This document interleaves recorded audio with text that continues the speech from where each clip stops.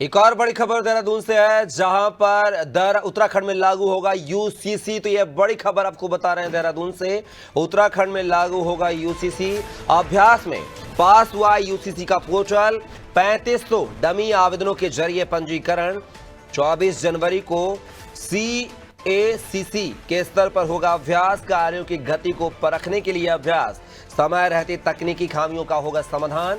तो एक खबर जो है देहरादून से, जहां पर उत्तराखंड में जल्द यूसीसी लागू होगा और शायद उत्तराखंड वो पहला राज्य होगा जहां पर यूसीसी सबसे पहले लागू किया जाएगा। पूरा खाका मसौदा तैयार हो चुका है और बात की जाए तो इसका ट्रायल भी हो चुका है। आप देख सकते हैं कि 3400 डमी आवेदनों के जरिए इसका पंजीकरण किया गया है। ट्रायल किया जा रहा है, अंतिम दौर पर है। और ज्यादा जानकारी के साथ उत्तराखंड के bureau head Sonu Singh phone line पर लगातार हमारे साथ बने हुए हैं। सोनू, बात की जाए उत्तराखंड में यूसीसी को लेकर जो है अभ्यास पोर्टल जो है शुरू किया गया है।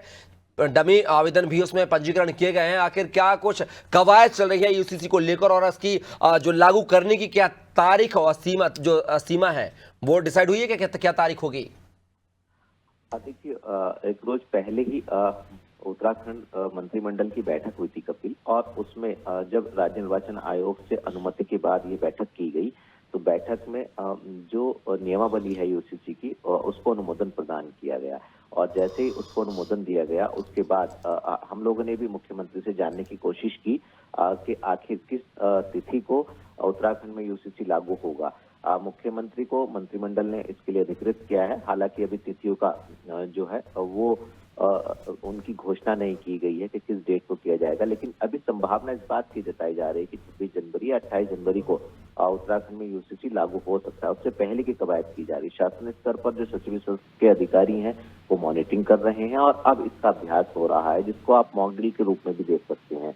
क्योंकि जो वेब पोर्टल है यूसीसी का, इस पर जब कोई भी लॉगिन करेगा, रजिस्ट्रेशन कराएगा, तो उसमें क्या क्या तकनीकी चुनौतियां आ सकती हैं, क्या कठिनाइयां सामने आ रही हैं, इसका अभ्यास किया जा रहा है। और सीएससी स्तर पर भी अब 24 तारीख को एक बार फिर से पूरे प्रदेश भर में इसका एक बार से फिर अभ्यास किया जाएगा। कुछ तकनीकी खामियां जो है, एक रोज पहले जब अभ्यास किया गया तो तब सामने आई थी, उसका तत्काल जो है वो निस्तारण किया गया। चूंकि जो सूचना प्रौद्योगिकी विकास एजेंसी है ITDA, जिसके पास ऑनलाइन व्यवस्था की जिम्मेदारी है, ये सभी इन्होंने हेल्प डेस्क बना रखी है और उससे समन्वय स्थापित किया गया है, क्योंकि प्रशिक्षण दिलाया गया कर्मचारियों को और उसके बाद अब अभ्यास किया गया है।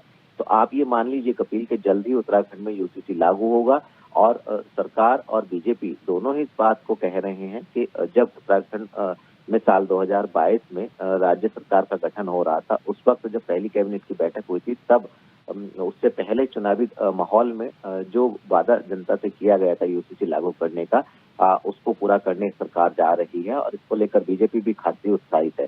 तो अब उम्मीद की जा रही है कि जल्दी उत्तराखंड में यूसीसी लागू होगा। और यूसीसी से संबंधित जितने भी अपडेट्स हैं वो लगातार अनादि टीवी भी अपने दर्शकों तक पहुंचा रहा है और हमारा भी यही प्रयास रहेगा कि जो भी यूसीसी से संबंधित अपडेट्स होंगे वो लगातार हम निरंतर अपने दर्शकों तक पहुंचाते रहेंगे। चलिए सोनू, आप हमारे साथ बने रहिएगा, आगे भी आपसे चर्चा करेंगे। तो खबर जो है देहरादून से थी, जहां पर यूसीसी जल्द लागू होगा, जिसको लेकर अंतिम जो है मसौदा इसका तैयार किया जा रहा है। डमी आवेदन के जरिए पंजीकरण किया गया है और डेमो के तौर पर इसका जो है मॉनिटरिंग की जा रही है कि आखिर ये किस तरीके से कार्य करेगा, कितना प्रभावी होगा, कितना फास्ट होगा।